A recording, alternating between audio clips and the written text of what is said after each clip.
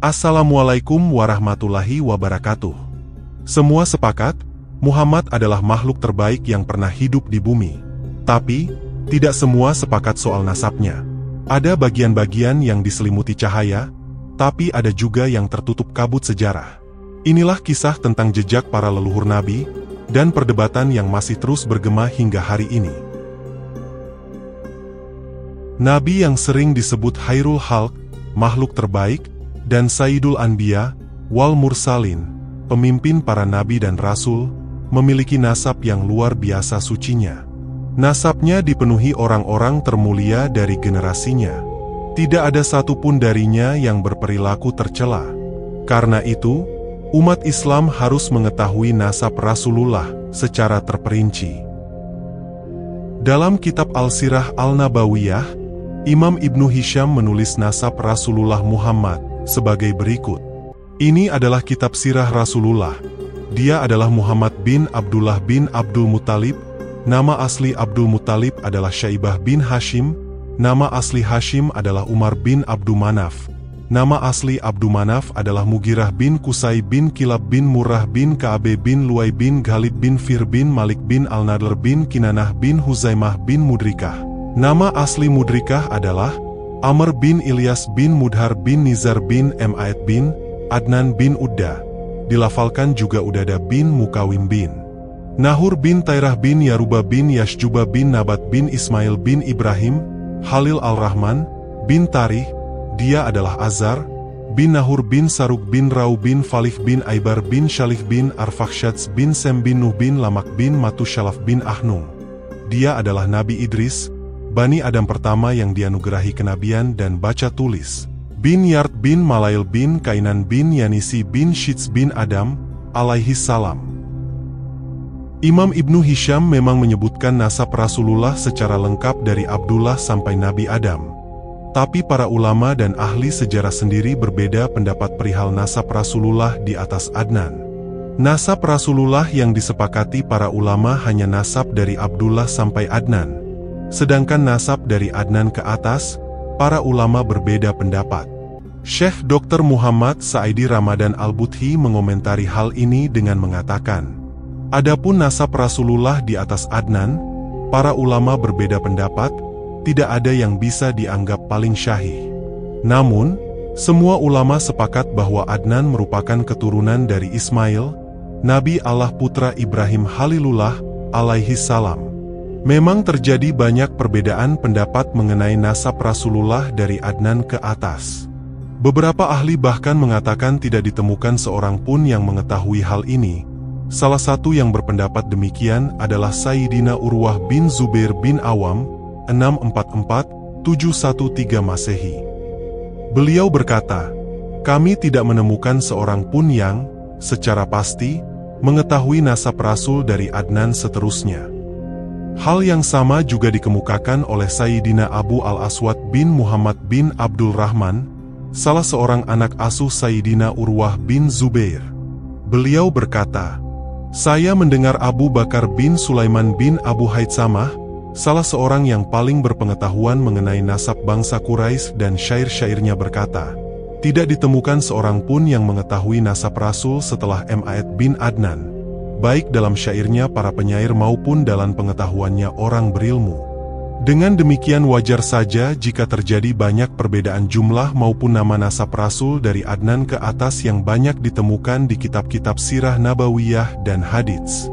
Salah satu yang paling mencolok adalah riwayat Sayyidina Ibnu Abbas radhiyallahu an.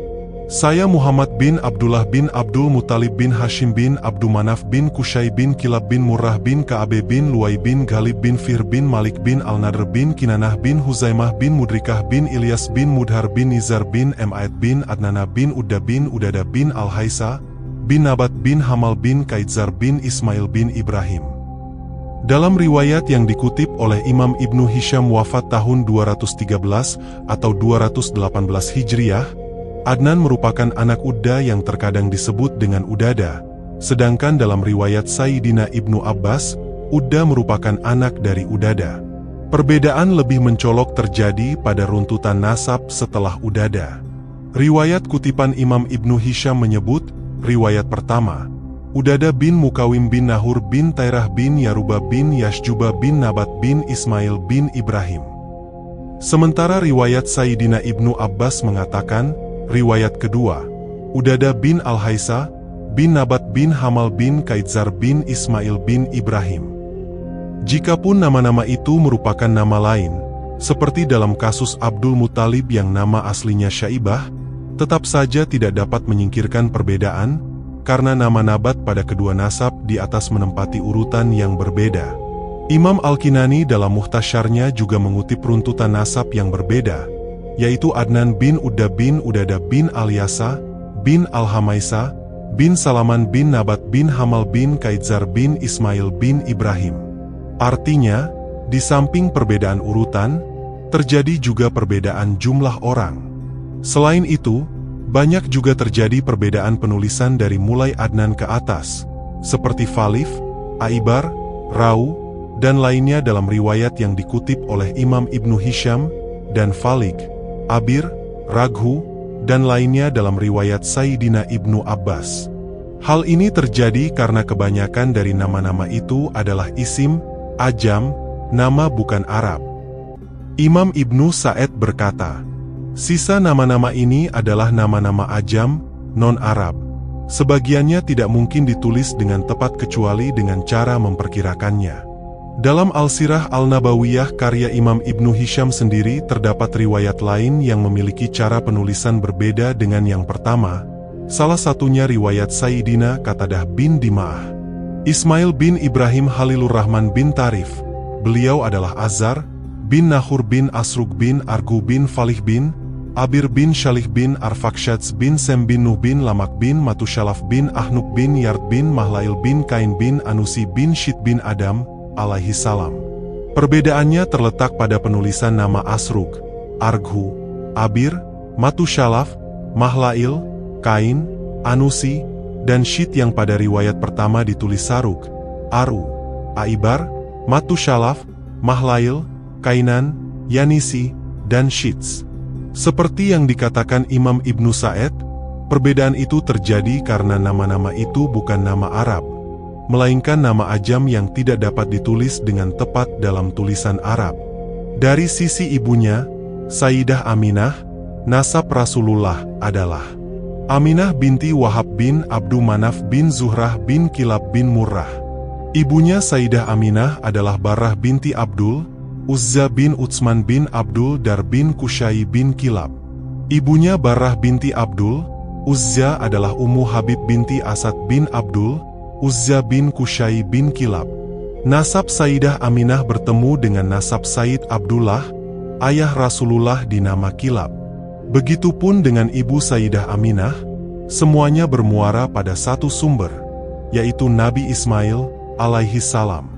Setelah keterangan-keterangan di atas, sebuah hadits di bawah ini kiranya tepat menjadi penutup. Sesungguhnya Allah memilih Kinanah dari keturunan Ismail, memilih Quraisy dari keturunan Kinanah, memilih Hashim dari keturunan Quraisy, dan memilihku dari keturunan Bani Hashim. Hadis riwayat Imam Muslim. Detik-detik kelahiran Nabi Muhammad Shallallahu alaihi wasallam bukan peristiwa biasa. Alam semesta bersuka cita, semua penduduk langit dan bidadari surga ikut bergembira. Hanya iblis yang menangis keras ketika Nabi Muhammad Shallallahu alaihi wasallam terlahir ke dunia. Demikian kata Al-Hafiz Ibnu Katsir dalam kitab Al-Bidayah wa An-Nihayah. Pancaran cahaya yang keluar dari langit Mekah menjadi saksi kelahiran manusia agung pemimpin para nabi pada malam yang tenang Senin, 12 Rabiul Awal tahun Gajah, 570 Masehi. Sebuah peristiwa agung yang dinanti-nanti para malaikat telah tiba. Peristiwa saat Nabi dalam kandungan Syekh Nawawi Al-Bantani dalam kitabnya Al-Ibris Al-Dani, Fi Maulidi Sayyidina Muhammad, Maulid Ibris, menceritakan peristiwa yang dialami Sayyidah Aminah ketika mengandung manusia mulia Nabi Muhammad Shallallahu alaihi wasallam.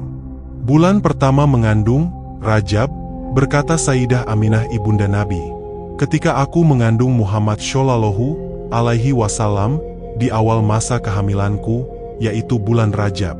Pada suatu malam ketika aku dalam kenikmatan tidur, tiba-tiba masuk seorang laki-laki yang sangat elok parasnya, wangi aromanya, dan tampak sekali pancaran cahayanya.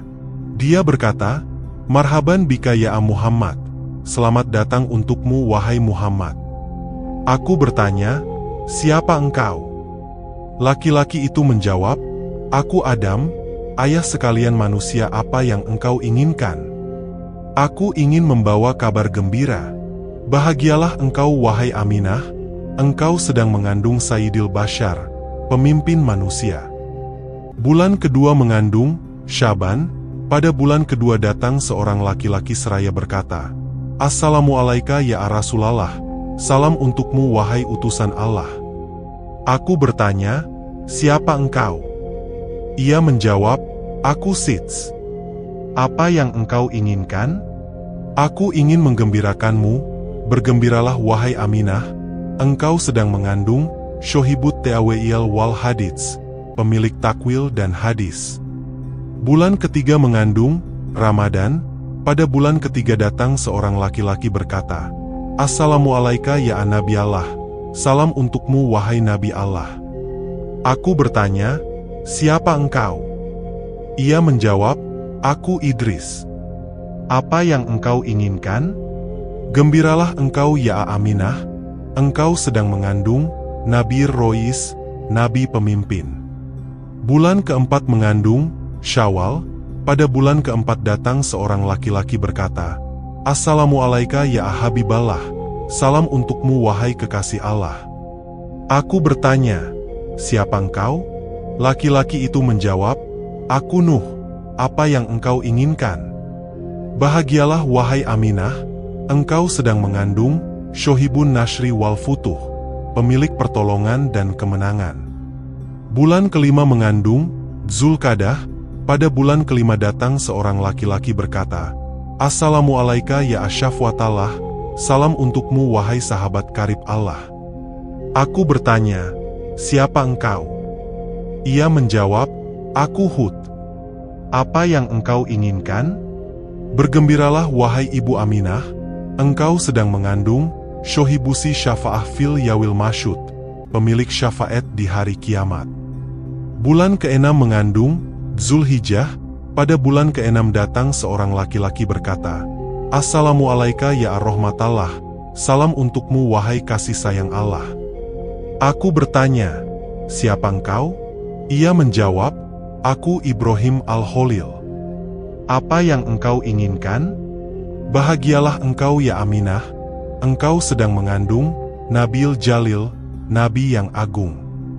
Bulan ketujuh mengandung, Muharram. Pada bulan ketujuh datang seorang laki-laki berkata, "Assalamualaikum ya Amanih Ta'arohullah, salam untukmu wahai orang yang telah dipilih Allah." Aku bertanya, "Siapa engkau?" Ia menjawab, "Aku Ismail Adzabih, yang disembelih. Apa yang engkau inginkan?" "Gembiralah wahai Aminah, engkau sedang mengandung Nabil Malih, Nabi yang elok."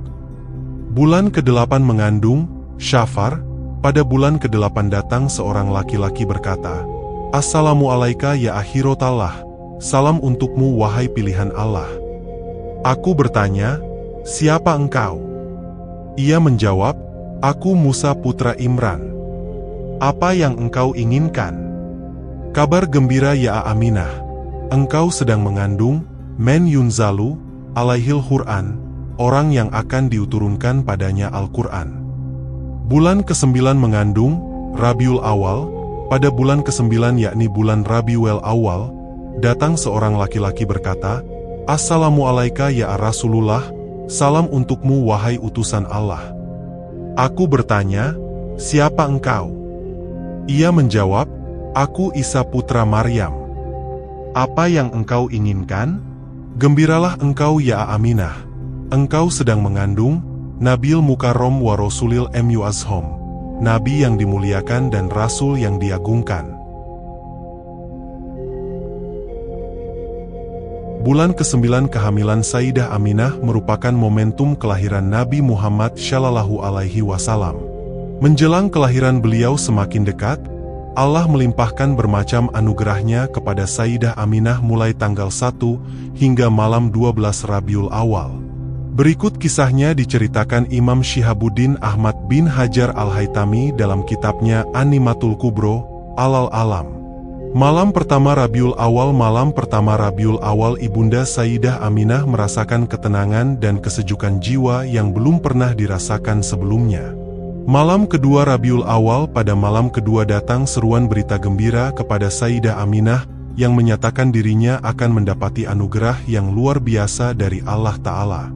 Malam ketiga Rabiul Awal, malam ketiga datang seruan memanggil, "Wahai Aminah, sudah dekat saat engkau melahirkan Nabi yang agung dan mulia, Muhammad Rasulullah Shallallahu Alaihi Wasallam yang senantiasa memuji dan bersyukur kepada Allah."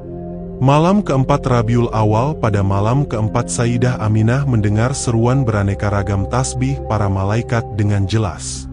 Malam kelima Rabiul Awal, pada malam kelima Sayyidah Aminah bermimpi bertemu dengan Nabi Allah Ibrahim alaihi salam. Malam keenam Rabiul Awal, pada malam keenam Sayyidah Aminah melihat cahaya Nabi Muhammad Shallallahu Alaihi Wasallam memenuhi alam semesta. Malam ketujuh Rabiul Awal, pada malam ketujuh Sayyidah Aminah melihat para malaikat silih berganti berdatangan mengunjungi kediamannya membawa kabar gembira sehingga kebahagiaan dan kedamaian semakin memuncak. Malam ke-8 Rabiul Awal, pada malam ke-8 Sayyidah Aminah mendengar seruan memanggil di mana-mana. Suara tersebut terdengar jelas mengumandangkan, "Berbahagialah wahai seluruh penghuni alam semesta, telah dekat kelahiran Nabi Agung, kekasih Allah pencipta alam semesta." Malam ke-9 Rabiul Awal, pada malam ke-9 Allah mencurahkan rahmat kasih sayang kepada Sayyidah Aminah sehingga tidak ada sedikit pun rasa sakit, sedih, susah dalam jiwa Sayyidah Aminah. Malam ke-10 Rabiul Awal, pada malam ke-10 Sayyidah Aminah melihat tanah Taif dan Mina ikut bergembira menyambut kelahiran Nabi Muhammad Shallallahu Alaihi Wasallam. Malam ke-11 Rabiul Awal, pada malam ke-11 Sayyidah Aminah melihat seluruh penghuni langit dan bumi ikut bersuka cita menyongsong kelahiran Sayyidina Muhammad Shallallahu Alaihi Wasallam. Malam ke-12 Rabiul Awal tibalah kelahiran Nabi Muhammad Shallallahu Alaihi Wasallam, tepatnya tanggal 12 Rabiul Awal di sepertiga malam yang tenak. Malam itu langit dalam keadaan cerah tanpa mendung sedikit pun.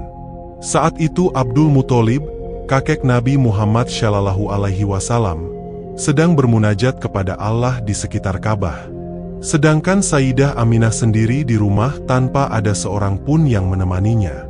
Tiba-tiba Sayyidah Aminah melihat tiang rumahnya terbelah dan perlahan-lahan muncul 4 wanita yang masing-masing sangat jelita, anggun dan cantik, diliputi dengan cahaya kemilau yang memancar serta semerbak harum memenuhi seluruh ruangan.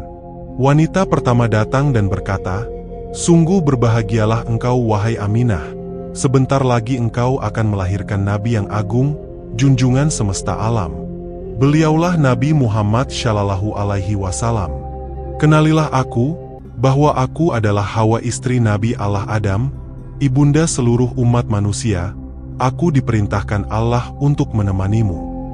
Kemudian datanglah wanita kedua yang menyampaikan kabar gembira, "Aku adalah istri Nabi Allah Ibrahim yang diperintahkan Allah untuk menemanimu."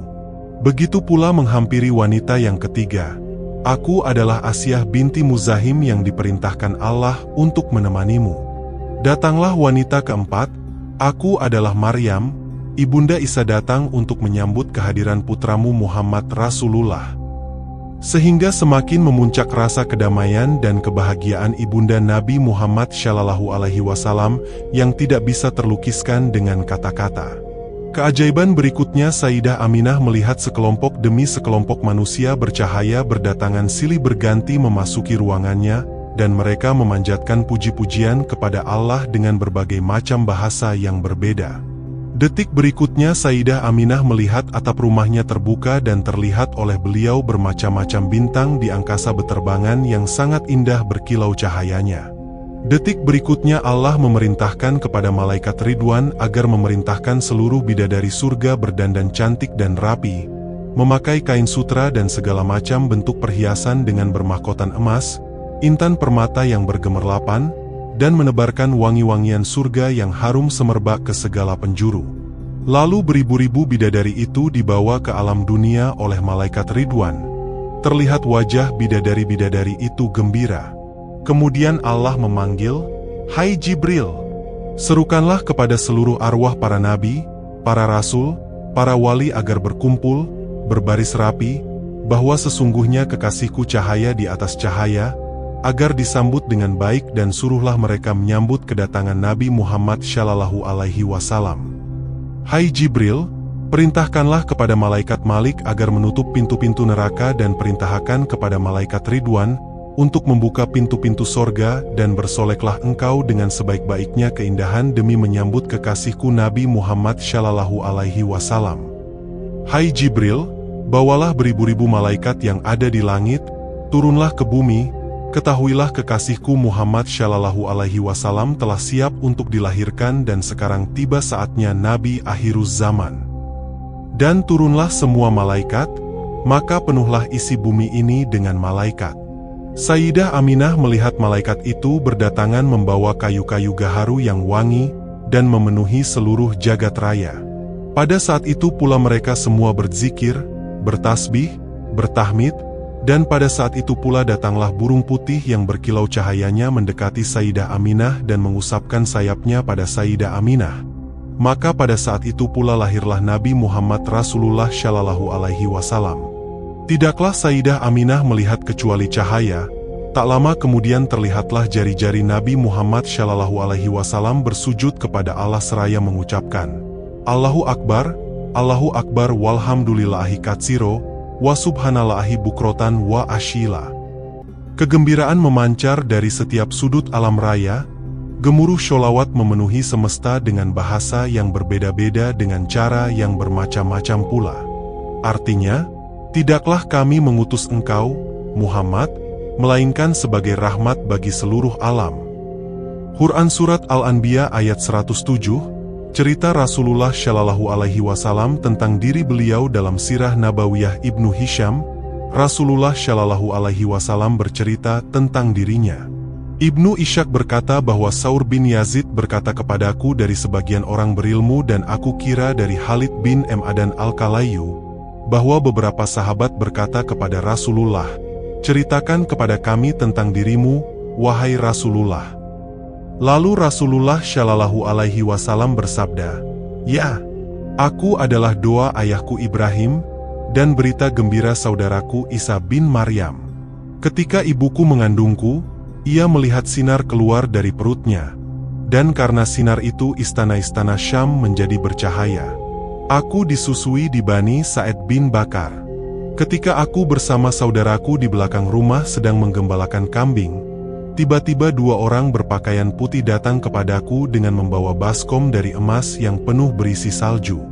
Kedua orang tersebut mengambilku lalu membelah perutku, mengeluarkan hatiku, membelahnya, mengeluarkan gumpalan hitam dari hatiku, dan membuangnya.